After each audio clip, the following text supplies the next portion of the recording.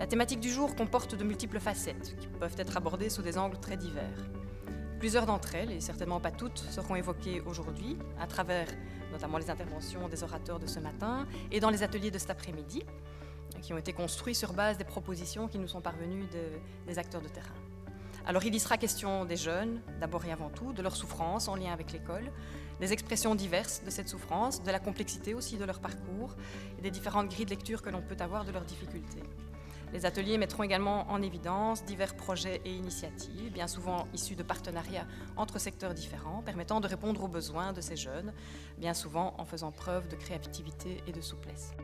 Une bonne santé mentale devrait donc être un objectif des actions de santé, et cela dès l'école, car si l'état de santé mentale peut influencer la capacité d'apprendre, la santé mentale peut être elle-même influencée par le niveau d'instruction.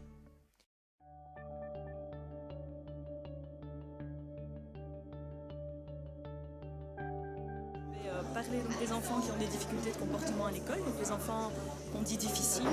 Et on va d'abord se pencher sur qu'est-ce que c'est en fait qu'un enfant difficile et pourquoi c'est important de s'y attarder.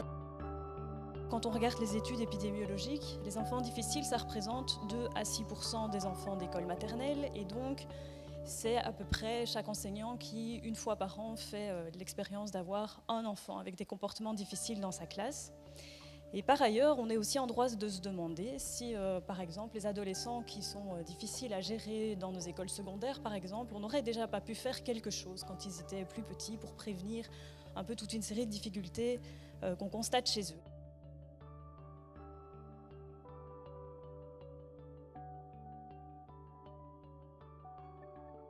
Mais je vais parler alors des adolescents, des difficultés qu'ils rencontrent, des situations de souffrance psychique qu'ils peuvent rencontrer, et alors des ressources, des personnes vers lesquelles ils vont se tourner pour trouver une solution, pour trouver de l'information, de l'aide, un soutien émotionnel. Et j'aborderai un peu plus précisément la question du harcèlement scolaire.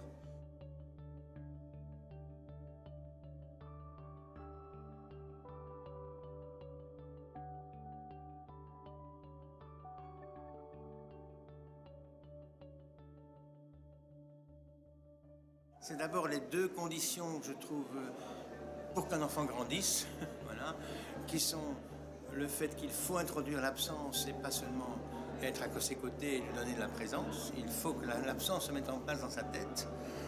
Et la seconde, c'est qu'il faut qu'il arrête d'être, et tant mieux s'il a été, et heureusement qu'il a été considéré comme la merveille du monde, mais qu'il soit qu'un comme tout le monde.